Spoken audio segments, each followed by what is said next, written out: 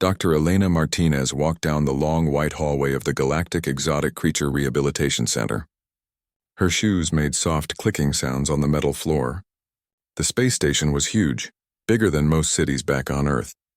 It floated in the darkness between star systems, serving as neutral ground for dozens of different alien species. Elena stopped in front of Containment Unit 47. Inside the thick, transparent walls was the creature that had given everyone nightmares for 8 months. The staff called it the Broken Dragon, though its real species name was Vorthak. The creature was about the size of a large dog, but much more dangerous. Its scales were black as space, but they had a strange inner glow that flickered like dying stars. 4 powerful legs ended in claws that could cut through steel. Wings stayed folded tight against its back, never opening. 2 bright orange eyes stared out with intelligence and pain. Elena looked at her tablet computer. The numbers told a sad story. 43 different caretakers had tried to work with this creature. The longest anyone had lasted was 57 minutes. Most gave up much sooner. The creature had a name in the computer files. Subject 47. But Elena thought of it as Storm, because of the way its scales lit up when it was angry or scared, which was almost always. Storm was found 8 months ago floating in the wreckage of a civilian transport ship. Pirates had attacked the ship and killed everyone on board except for this one young Vorthak. When the rescue team found Storm, it was barely alive, hiding in a damaged cargo hold. Its family was dead. Its home was destroyed. It had been alone in the cold darkness of space for weeks. The trauma had broken something deep inside Storm. It could not trust anyone. When people came near, it would attack with claws and teeth.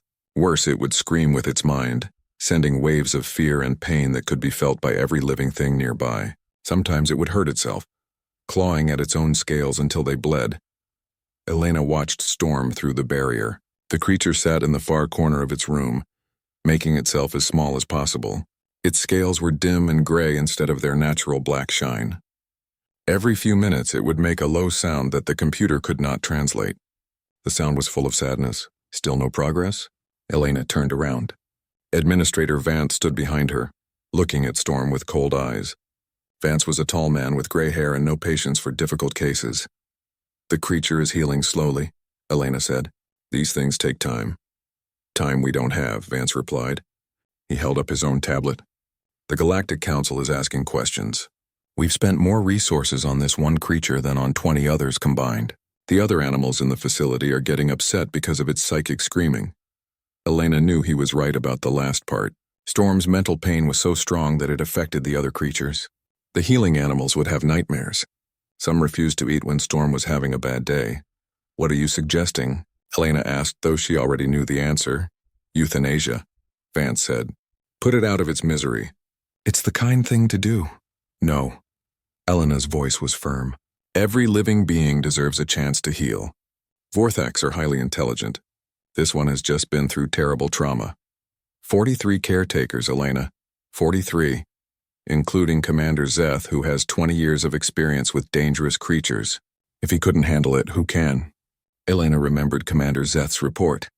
The Altarian was covered in tough blue skin and had natural psychic shields. He was known for his calm nature and his ability to work with the most difficult creatures. But Storm had driven him away in 32 minutes. The creature's mental screaming had been so intense that Zeth had to be treated for psychic shock. I need more time, Elena said. You have 1 week, Vance replied. Find a solution or I'm authorizing termination. The council won't wait forever. Vance walked away, leaving Elena alone with Storm. She looked through the barrier at the broken creature. Storm was staring back at her with those bright orange eyes. For a moment, Elena thought she saw something other than fear and anger. Maybe hope. Maybe just curiosity. Elena had dedicated her life to helping damaged creatures. She had worked with beings from across the galaxy. Some had been hurt by wars. Others were sick or injured. A few had been abused by cruel owners. But she had never seen anything as broken as Storm. The young Vorthak had every reason to hate all living things. Its family was murdered. It was left alone to die. When it was rescued, it was brought to a place full of strangers who spoke different languages and smelled different. Everyone who came near it just reminded Storm of its loss. Elena understood trauma. She had seen it in hundreds of creatures. But Storm's case was special. Vorthaks formed very strong family bonds. They lived in small groups called pods. usually 5 to 8 individuals. The bonds between pod members were both emotional and psychic. When Storm lost its family, it didn't just lose the people it loved. It lost part of its mind. What do you need? Elena whispered to the creature. How can I help you? Storm tilted its head, as if it could hear her through the thick walls. The computer said the barriers were soundproof, but Elena wondered if Storm could sense her emotions somehow. She thought about all the caretakers who had tried to help. They came from different worlds and different species. Some were gentle, others were firm. A few tried to use advanced technology to calm Storm's mind. Nothing worked. The problem was clear. Storm could not trust anyone because trust had only brought it pain. But how do you teach trust to a creature that has every reason to believe that everyone will hurt it or leave it? Elena looked at her watch. Her shift was ending, but she didn't want to leave. Tomorrow she would try again. She would read through all the reports one more time. Maybe she would find something that everyone else had missed. I won't give up on you, she told Storm. Someone out there can help you. I just have to find them. Storm made that low, sad sound again. Then it curled up in its corner and closed its orange eyes. Elena watched for a few more minutes before walking away. She had 1 week to save Storm's life, 1 week to find a miracle. Behind her, Storm opened its eyes and watched her go. Deep in its damaged mind, something stirred. Not hope, not yet, but maybe the smallest beginning of curiosity about the strange alien who refused to give up on a broken dragon. Jake Morrison guided his cargo ship through the docking bay of Station Omega-7. The massive space station looked like a small city floating in the darkness. Lights twinkled from thousands of windows where different alien species lived and worked together. Jake was 40 years old and tired. His brown hair was starting to show gray at the edges. 3 tours in the Frontier Wars had left scars on his body and his mind. But the worst pain came from losing his wife Kate 2 years ago in a shuttle accident. Now he was alone, trying to raise his 8-year-old daughter Lucy while working as a cargo hauler. It was not an easy life, but it was honest work. Today he was delivering medical equipment to the rehabilitation center. Jake docked his ship and walked through the station corridors. The place was busy with beings from dozens of different worlds. Tall blue Altarians walked next to small green Zolonians. Flying creatures from gas giant worlds floated through special air tubes. Everyone had somewhere to go and something important to do. The rehabilitation center was in the civilian section of the station. Jake had never been inside before, but he knew what it was for. Rich people from across the galaxy brought their exotic pets here when the animals got sick or dangerous. He had heard some wild stories about the creatures kept in this place. Jake found the loading dock and started unloading his cargo. Boxes of medical scanners and surgical tools. Nothing too exciting, but the center paid well for fast delivery. While he worked, he could hear voices from inside the building. Someone was having an argument. The decision is final, a man's voice said. We cannot waste any more resources on a hopeless case. Give me more time, a woman replied. I know we can help it. You've had 8 months, Elena. 43 trained professionals have failed. The creature is beyond help. Jake finished unloading and carried the first box inside. The argument was taking place in a hallway near the office area. A woman in a white coat was facing off against a man in an expensive suit. What happens if we terminate? The woman asked. We put it out of its misery and move on to creatures we can actually save, the man replied. Jake set down his box and listened. They were talking about killing something that was suffering. It's just a child, the woman said. Its whole family was murdered. Of course it's traumatized. Traumatized creatures don't recover from that level of damage, the man said. You're being emotional instead of practical. Jake thought about his own daughter. Lucy still had nightmares about her mother's death. She would wake up screaming some nights, afraid that Jake would disappear too. If someone suggested giving up on Lucy because she was difficult, Jake would probably punch them. The man in the suit walked away, leaving the woman alone in the hallway. She looked defeated. Jake picked up his box and approached her. Excuse me, he said. I couldn't help overhearing. You're trying to help some kind of animal? The woman looked at him with tired eyes. Dr. Elena Martinez, she said, offering her hand. And yes, we have a very difficult case. A young Vorthek that suffered severe trauma. Jake Morrison, I'm delivering your medical equipment. He shook her hand. What's a Vorthak? Highly intelligent creatures from the Kepler sector. They form very strong family bonds.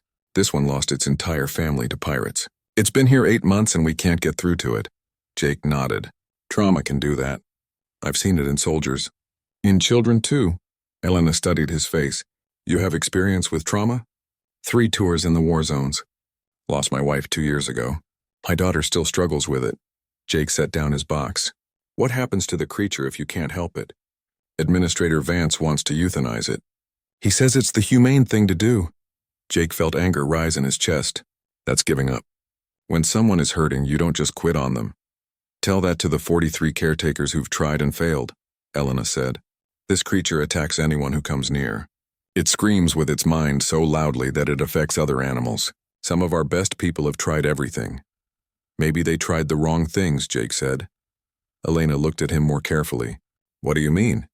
Sometimes when someone is really broken, they need a different kind of help. Not the textbook kind, the real kind. Are you suggesting you could do better than trained professionals? Jake shrugged. I'm suggesting that sometimes the best help comes from someone who's been broken too. Elena was quiet for a moment.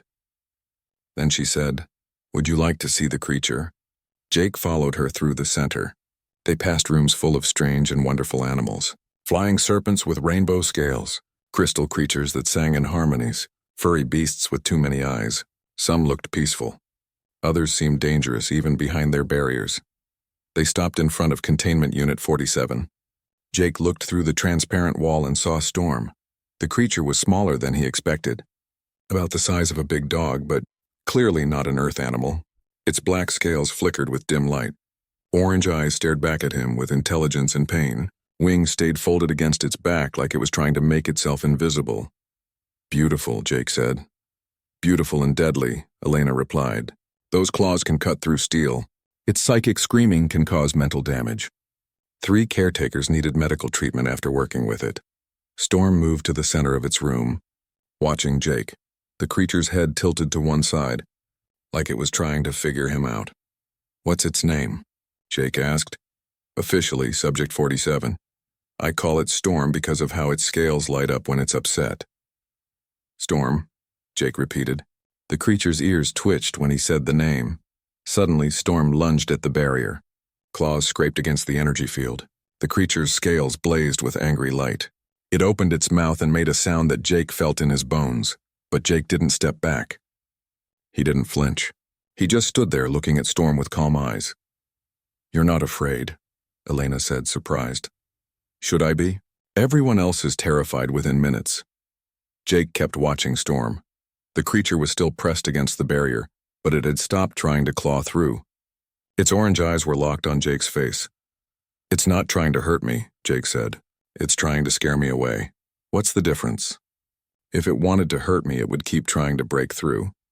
It's testing me, seeing if I'll run like everyone else. Storm made another sound, quieter this time. Less angry. More curious. I'd like to try working with it, Jake said. Elena stared at him. You have no training. No experience with alien creatures. I have experience with broken things that need fixing, Jake replied. Sometimes that's enough. Elena looked at Jake's military records on her computer screen. 3 tours in the Frontier Wars. Specialized in psychological operations. High marks for staying calm under pressure. Most interesting was his psychic resistance score. It was much higher than normal humans. This might actually work, she said to herself. Administrator Vance was not happy when Elena told him about Jake. A cargo pilot with no training? This is ridiculous. He lasted 10 minutes watching Storm without any fear response, Elena argued. That's already better than most trained caretakers.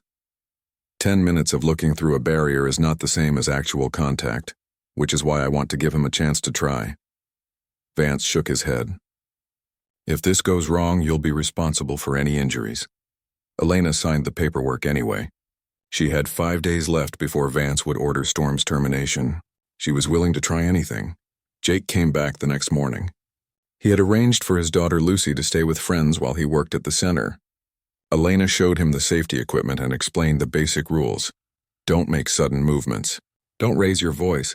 If Storm's scales start flashing red, get out immediately. Red means it's about to attack. Jake nodded and put on the protective vest. It felt heavy and uncomfortable. How long do I have? As long as you can manage. The record is 57 minutes. Jake sat down in front of Storm's containment unit. The creature was in its usual corner, trying to look small and invisible. When it saw Jake, its orange eyes focused on him with sharp attention. "Hello, Storm," Jake said in a quiet voice. Storm's head tilted. Its scales flickered with dim light, but not the angry red Elena had warned about. More like curiosity. Jake got comfortable on the floor. He crossed his legs and leaned back against the wall. "I'm going to sit here for a while. Is that okay with you?" Storm made a low sound. Not the psychic screaming that other caretakers described, just a simple noise like a dog whining. "I know you don't trust people," Jake said. "That makes sense. People hurt you. People killed your family. Why would you trust anyone after that?" Storm's scales grew a little brighter. It took a step toward the barrier, then stopped. Jake kept talking in his calm voice. "I have a daughter named Lucy. She's 8 years old. 2 years ago, her mother died in an accident. Lucy was there when it happened. She saw everything." Storm took another step closer. "For months after that, Lucy wouldn't let me out of her sight. She was afraid that if I left, I would die too. She had nightmares every night. Sometimes she would wake up screaming." Jake pulled out his wallet and showed Storm a picture of Lucy, a small girl with dark hair and her father's brown eyes, smiling at the camera. "She still has bad days. Sometimes she gets angry for no reason. Sometimes she cries. Sometimes she breaks things because the feelings inside are too big for her small body." Storm was now standing right at the barrier. Its orange eyes were fixed on the picture in Jake's hands. "Do you know what I learned from helping Lucy?" Jake asked. "I learned that being angry is normal when you lose someone you love. Being scared is normal too. And pushing people away is just trying to protect yourself from getting hurt again." Storm made that low sound again, longer this time, almost like it was trying to communicate. "I'm not going to try to touch you," Jake said. "I'm not going to force you to trust me. I'm just going to sit here and talk. If you want me to leave, just let me know." An hour passed, then 2 hours. Elena watched from the observation room amazed. Storm had never stayed close to the barrier for this long with anyone. The creature's stress readings were lower than they had been in months. Jake told Storm about his time in the war, about losing friends in battle, about the nightmares that still came sometimes, about how hard it was to feel safe when you had seen too much death. "The worst part," Jake said, "is feeling like you're broken, like something inside you is so damaged that it can never be fixed. But you know what I discovered? Sometimes the broken parts make you stronger. They teach you things that whole people can't understand." Storm was now lying down near the barrier. Its wings had relaxed slightly. For the first time since arriving at the center, it looked almost peaceful. "You're not broken, Storm," Jake said. "You're hurt. There's a difference. Broken things can't be fixed. Hurt things can heal if they have the right help." After 3 hours, Jake stood up to leave. Storm immediately got to its feet, making worried sounds. "I'll be back tomorrow," Jake promised. "I'm not going anywhere." Storm pressed one clawed hand against the energy barrier. Jake put his own hand on the other side, directly opposite Storm's. They stayed that way for a long moment. "Same time tomorrow?" Jake asked. Storm made a sound that almost sounded like agreement. Elena met Jake outside the containment area. That was incredible. 3 hours and 15 minutes, and Storm's psychic output was completely calm for the last hour. "It's not psychic screaming," Jake said. "It's trying to communicate. The pain is so strong that it comes out like noise, but there's meaning behind it." "What kind of meaning?" "Storm is calling for its family. Every day it sends out a signal hoping they'll answer. When they don't, the grief gets stronger. That's what everyone else is feeling." Elena looked at the readouts from Storm's room. The creature was still calm, even after Jake left. "How did you know to talk about your own losses?" "Because trauma recognizes trauma," Jake said. "Storm needed to know that I understand what it's going through. That I'm not just another alien trying to study it or fix it. I'm someone who has been broken too." Over the next few days, Jake's sessions with Storm got longer and more productive. The creature began responding to Jake's voice with different sounds. Some seemed like questions, others like statements. Elena's team started recording and analyzing the vocalizations. By the end of the week, Storm was spending most of each session near the barrier. It would watch Jake's face intently when he spoke. Sometimes it would tilt its head in ways that looked almost like nodding. Most importantly, Storm had stopped trying to hurt itself. The self-destructive behaviors that had worried everyone were gone. It was still grieving, but it was no longer trying to destroy itself from pain. Administrator Vance was forced to admit that Jake's approach was working. But he still had doubts. The creature is calmer, yes, but it still won't allow physical contact. It still doesn't interact with anyone except Jake. This isn't full rehabilitation. It's progress, Elena argued. More progress than we've seen in 8 months. Is progress enough? Vance asked. Or do we need a complete cure? Elena looked through the window at Storm and Jake. The creature was lying down, looking more relaxed than ever. Jake was reading to it from a book about Earth animals. Storm seemed fascinated by the pictures. Maybe, Elena said. Progress is enough for now. After 3 weeks of daily sessions, Elena made a big decision. She wanted to try something that had never been done before. She wanted Jake to enter Storm's containment area without the energy barrier between them. Are you sure about this? Jake asked, looking at the protective suit Elena had given him. It was thick and heavy, designed to stop claws and teeth. Storm's stress levels have been normal for a week straight, Elena said. Its aggressive behaviors have stopped completely. I think it's ready for direct contact. Jake put on the suit piece by piece. Chest armor, arm guards, helmet with a clear face shield. It made him feel like a robot instead of a person. This thing is going to scare Storm. It's for your safety. We don't know how Storm will react to having you in its space. Jake looked through the observation window. Storm was in its usual spot near where Jake normally sat. The creature had been waiting for him like it did every morning. If something goes wrong, how do I get out? Jake asked. Emergency button on your chest. Press it and the barrier will come down to separate you from Storm. Security will be here in 30 seconds. Jake took a deep breath. Let's do this. The energy barrier flickered off. For the first time in 8 months, Storm's containment room was open. Jake stepped inside. Storm immediately stood up. Its orange eyes went wide with surprise. The creature had never seen Jake without the barrier between them. It took a step back, then another. Jake sat down in the center of the room just like he did every day. Except now he was inside Storm's space instead of outside it. Good morning, Storm, he said in his usual calm voice. I'm here just like always. Storm circled around the room, staying close to the walls. It kept its distance from Jake but never stopped watching him. Its scales flickered with nervous light, but not the angry red that meant danger. Jake pulled out the book he had been reading to Storm. A picture book about Earth animals that his daughter Lucy loved. Want to hear about penguins today? Storm stopped circling. It tilted its head, the way it always did when Jake was about to read. Jake opened the book and started reading about the black and white birds that lived in cold places. Storm slowly moved closer, drawn by the familiar routine. For an hour, Storm stayed just out of reach. It would come close enough to see the pictures, then back away when Jake moved. But it never showed signs of aggression, never made threatening sounds. Then something amazing happened. Storm settled down on the floor just beyond arm's length from Jake. It folded its legs under its body and relaxed its wings. For the first time since being rescued, Storm felt safe enough to rest in the presence of another living being. Jake kept reading, trying not to show how excited he was. Elena and her team watched from the observation room, recording everything. The real breakthrough came during Jake's second hour in the room.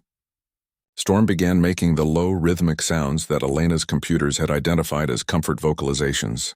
It was the sound young Vorthax made when they felt safe with their family. Storm was treating Jake like family. The session lasted 4 hours. When Jake finally stood up to leave, Storm made worried sounds and followed him to the barrier. It didn't want Jake to go. I'll be back tomorrow, Jake promised. Same time, Storm pressed its clawed hand against the barrier as Jake left. The creature's orange eyes followed him until he was out of sight. Elena was amazed by the data. Storm's brain patterns show complete calm for the entire session. No stress indicators at all. This is incredible progress.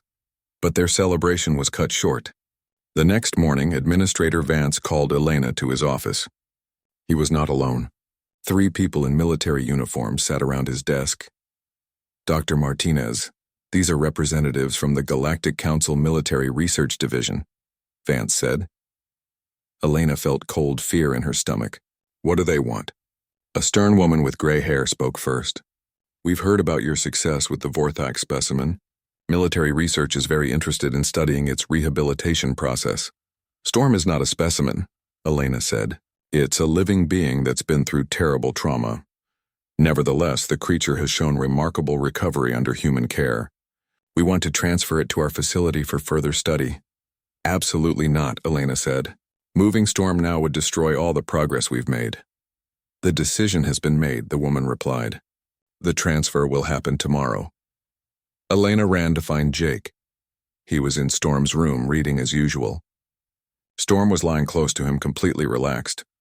Jake, we have a problem, Elena said through the communication system. Jake looked up at the observation window. Elena's face was pale with worry. When Jake heard about the transfer order, his calm expression turned to anger. They want to take Storm away from here? Military research wants to study how you rehabilitated Storm. They think it could be useful for training purposes. And what happens to Storm while they're studying it? Elena was quiet for a moment. I don't know. Military facilities aren't known for their gentle treatment of subjects. Storm sensed the change in Jake's emotions. The creature's scales began to flicker with nervous light. It made questioning sounds looking between Jake and the observation window. They're not taking Storm anywhere, Jake said firmly. Jake, they have legal authority. The Galactic Council owns all rescued creatures until they're successfully rehabilitated. Then Storm isn't successfully rehabilitated yet. What do you mean? Jake stood up and walked to the observation window. Storm still can't interact with anyone except me. It still shows signs of trauma around strangers. Moving it now would be cruel and dangerous. The military representatives arrived an hour later with security guards. They wore impressive uniforms and carried official documents. The stern woman from before was in charge. Where is the creature? She demanded. In containment, Vance replied. But I should warn you, it only responds to one person. That won't be a problem. Our people are trained to handle difficult subjects. Elena led them to Storm's room. The creature was pressed against the far wall, its scales blazing with alarm. Too many strangers, too much tension in the air. Storm was reverting to its old behaviors. I don't think this is a good idea, Elena said. Open the containment, the woman ordered. Storm hasn't eaten today, Jake said quickly. It's not safe to transport a stressed, hungry Vorthak. The woman looked at Jake suspiciously. And you are? Jake Morrison, Storm's primary caretaker. The civilian who thinks he can do better than trained professionals. The person who spent 3 weeks earning Storm's trust, Jake replied. Trust that you're about to destroy. Storm began making the psychic sounds that hadn't been heard in weeks. High-pitched wails of fear and anger that made everyone in the hallway uncomfortable. See? Jake said. Storm knows something is wrong. Moving it now will undo months of progress. Captain Lisa Hayes arrived just as the military team was preparing to sedate Storm. Hayes was the station's commanding officer, a practical woman who cared more about results than regulations. What's the situation here? Hayes asked. The military woman explained about the transfer order. Hayes listened quietly, then looked through the observation window at Storm. The creature was now clawing at its own scales again, just like in the early days. How long has this creature been calm and stable? Hayes asked Elena. 3 weeks without any aggressive incidents. And how long since the military team arrived? 30 minutes. Hayes watched Storm's distressed behavior for another moment. Then she made her decision. Transfer denied. You don't have the authority, the military woman protested. This is my station, Hayes replied calmly, and that creature is currently too unstable for safe transport. I won't risk the safety of my station or my people by allowing you to move a psychically screaming Vorthak through civilian areas. The military team left, but not happily. They promised to return with higher authority. Jake spent the rest of the day calming Storm down. It took hours before the creature stopped its distressed behaviors and returned to its usual calm state. They'll be back, Elena warned. I know, Jake said, but Storm isn't ready to leave. It may never be ready to trust anyone else. What are you saying? Jake looked at Storm, who was finally resting peacefully again. I'm saying maybe Storm doesn't need to be rehabilitated for other people. Maybe it just needs to be happy and safe with the family it's chosen. Family? Storm treats me like family now. And I've been thinking about my daughter Lucy. She might like to meet Storm. Elena stared at him. You want to adopt a Vorthak? I want to give Storm what it needs most. A family that won't abandon it. The military representatives returned 3 days later with more authority and more security guards. This time they brought General Carter, a man who was used to getting his way. He had orders from the Galactic Council that could not be ignored. The creature will be transferred to military research today. General Carter announced. No more delays. Captain Hayes met with Elena and Jake in her office. I'm sorry, but I can't fight the Galactic Council. The transfer order is legal. Jake felt his heart sink. What if Storm chooses to stay? Creatures don't get to choose, the general said. They go where they're assigned. Vorthax are intelligent beings, not property, Elena argued. Intelligence doesn't matter. The law is clear. Jake asked for 1 hour with Storm before the transfer. He wanted to say goodbye properly. General Carter agreed, but only because he thought it would make the capture easier if Storm was calm. Jake went to Storm's room one last time. The creature was waiting for him, as always. But Storm seemed to sense that something was wrong. Its scales flickered with nervous light. Hey there, Storm, Jake said softly as he entered the room. Storm moved close to Jake immediately. The creature had learned to trust that Jake's presence meant safety. It made questioning sounds, clearly upset by all the strange people in the building. I need to tell you something important, Jake said, sitting down so he was at Storm's eye level. Some people want to take you away from here. Storm's head tilted. Its orange eyes focused intently on Jake's face. I don't want you to go, but they have rules and laws that say you have to. Storm made a low sound that Jake had learned meant worry or fear. But here's the thing, Jake continued. You get to choose how you react to them. You can fight and scream and make yourself miserable. Or you can show them what you've learned about trust and family.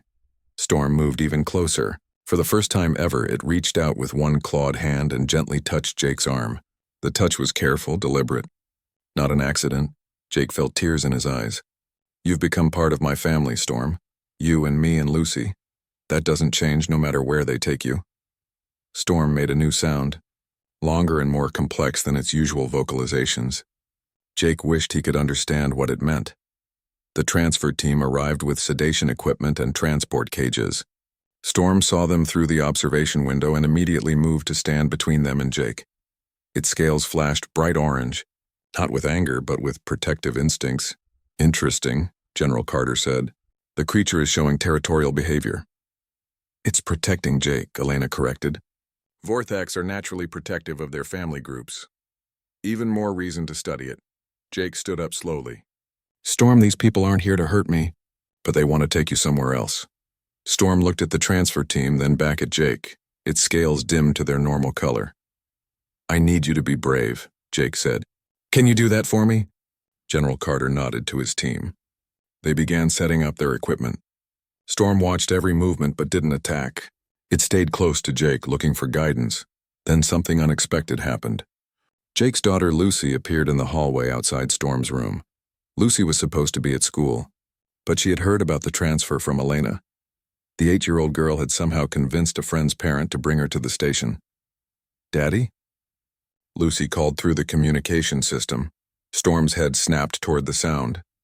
Its orange eyes went wide with curiosity. This was a new voice, but one that clearly belonged to Jake's family. Lucy, you shouldn't be here, Jake said. I wanted to meet Storm before they take him away. General Carter looked annoyed.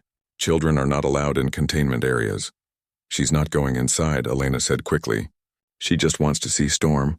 Lucy pressed her face against the observation window. Storm moved to the barrier and looked up at her. Child and creature studied each other with open curiosity. He's beautiful, Lucy said. Why do his scales glow like that? It's how Vorthax show their emotions, Elena explained. Right now, Storm is curious about you. Storm made soft sounds toward Lucy, different from the noises it made with Jake, higher pitched, gentler. Elena realized that Storm was trying to communicate with a child the way young Vorthax would talk to each other. Can I talk to him? Lucy asked. Jake nodded. Lucy leaned close to the window. Hi, Storm, she said. I'm Lucy, I'm Jake's daughter. Storm tilted its head and made questioning sounds. My daddy told me about you. He said you lost your family like I lost my mommy. Storm's scales flickered with understanding, pain recognizing pain, just like when Jake first talked to Storm about trauma. But you know what? Lucy continued. Daddy says that sometimes when you lose family, you can find new family. Different family, but just as good. Storm pressed its clawed hand against the barrier, just like it did with Jake. Lucy put her small hand on the other side. I think you should be part of our family, Lucy said, if you want to. General Carter had been watching this exchange with growing impatience.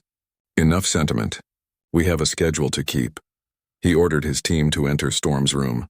Jake stepped aside reluctantly. Storm looked confused and frightened as armed strangers surrounded it, but Storm didn't attack. It didn't scream psychically. Instead, it moved to the center of the room and sat down calmly. The creature looked at Jake, then at Lucy, then back at Jake. Storm was choosing to trust, not the strangers, but Jake's judgment about how to handle the situation. Remarkable, one of the scientists said. Complete behavioral compliance without sedation. They loaded Storm into a transport container. The creature went quietly, still looking at Jake through the clear walls. But as they prepared to leave the station, alarms began sounding. Emergency lights flashed in the corridors. "What's happening?" General Carter demanded. Captain Hayes' voice came over the communication system. "Incoming ships. 3 Vorthak vessels requesting immediate docking permission." Everyone froze. Vorthaks rarely left their home system. For 3 ships to come to a neutral station was almost unheard of. The Vorthak delegation was led by an adult female named Kess. She was larger than Storm, with scales that shifted through deep blues and purples. Her presence radiated calm authority. "We have come for the young one," Kess announced in perfect galactic standard language. "The creature is being transferred to military research." General Carter said. "No," Kess replied simply. "The young one has chosen new family bonds. This is sacred to our people." Elena stepped forward. "You can sense Storm's emotional state? All Vorthaks are connected by psychic bonds. We have felt the young one's healing from across the galaxy. The human Jake Morrison has done what we thought impossible." General Carter protested. "The law requires all rescued creatures to be processed through official channels." Kess looked at him with ancient eyes. "Your law, not ours. The young one is Vorthak. Vorthak law says that chosen family bonds are stronger than blood bonds. The young one has chosen. We will honor that choice." Storm was released from the transport container. The moment it saw Kess, it made complex sounds that Elena had never heard before. Kess responded with similar vocalizations. "What are they saying?" Jake asked. "The young one is telling Kess about its new family," Elena translated, working with the computer's analysis. "About the human who taught it to trust again, and the small human who offered it a place in their pack." Kess approached Jake and Lucy. She studied them both carefully, then made a decision that would change interspecies relations forever. "You have healed one of our young. This creates a debt that can only be repaid by formal alliance. Will you accept guardianship of Storm, with all the responsibilities and honors this brings?" Jake looked at his daughter, then at Storm. The creature was watching him hopefully, scales bright with anticipation. "Yes," Jake said. "We accept." 6 months later, Jake worked as the head of trauma rehabilitation at the center. Lucy attended the station school where she was learning to speak basic Vorthak. Storm had grown larger and stronger, its scales now shining with healthy light. The 3 of them lived in quarters designed for multi-species families. Storm had its own sleeping area, but most nights it curled up near Lucy's bed, standing guard over its chosen family. The Vorthak homeworld had established formal diplomatic relations with humanity, recognizing humans as the first species capable of understanding Vorthak emotional needs. Storm had become an ambassador of sorts, helping other traumatized creatures find their way back to trust and healing. Jake often thought about how strange life had become. He had started as a simple cargo pilot and somehow become the adoptive father of an alien dragon. But when he watched Lucy and Storm playing together, when he saw how happy they both were, he knew he had made the right choice. Sometimes the best families aren't the ones you're born into. Sometimes they're the ones you choose, across species and star systems built on love and understanding rather than blood and tradition. Storm had found its family. Jake and Lucy had found theirs. And the galaxy had learned something important about the power of compassion to heal even the deepest wounds.